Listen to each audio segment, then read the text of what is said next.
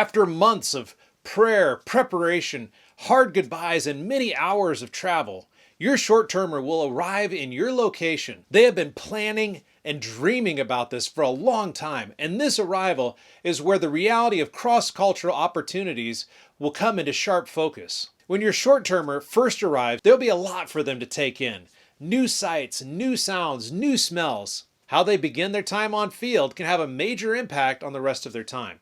In the last section, we discussed proper preparation for the arrival of your short-termer.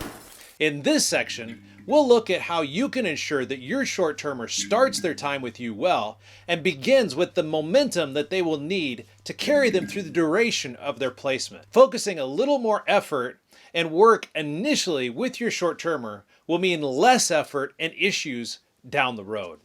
We want to make sure that at this critical initial phase, we provide a warm welcome to the short-termer. They may be tired, overwhelmed, exhausted, worried, confused, or just really excited.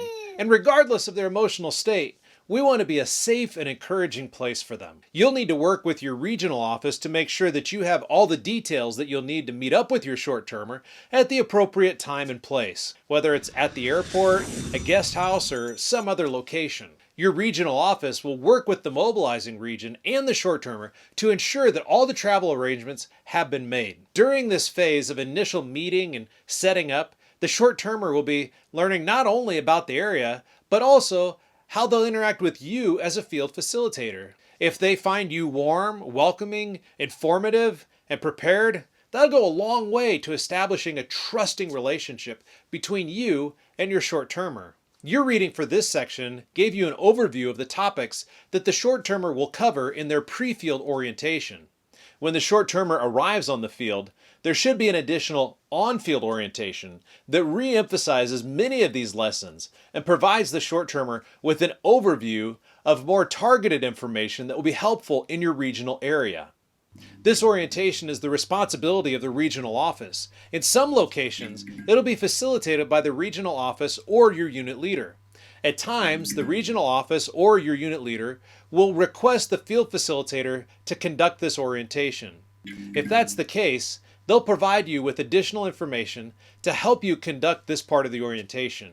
If you're responsible for the on-field orientation, you should do this after doing the on-site orientation. The on-site orientation deals primarily with the details of daily life in your location and is designed to help the short-termer begin to function at the next level of independence in their context. At first, the short-termer will probably be very dependent on you, the field facilitator, but over time, they'll grow in their understanding of their area, their relationships with local friends, and their confidence in their ability to interact with the community.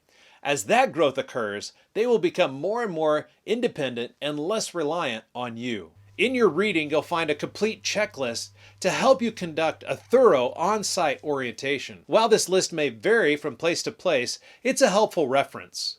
Over time, you might want to create your own on-site orientation checklist for your location. While we want the short-termer to have a solid grasp on the important logistical information to thrive in your location, it's important to also take time to remind them of the overall vision of your work. Early in the on-site orientation process, make sure to take time to talk to the short-termer about the vision for your work and what role they will play in that vision. While we want to make sure that the short-termer knows all about their new environment, we also want to make sure that the host gets to know about their new short-termer. Even though there's been a lot of communication between you, the regional office, the mobilizer, and the short-termer, there's still a lot the field facilitator can learn about their short-termer. During the initial orientation stage, make sure that you take time to get to know your short-termer well.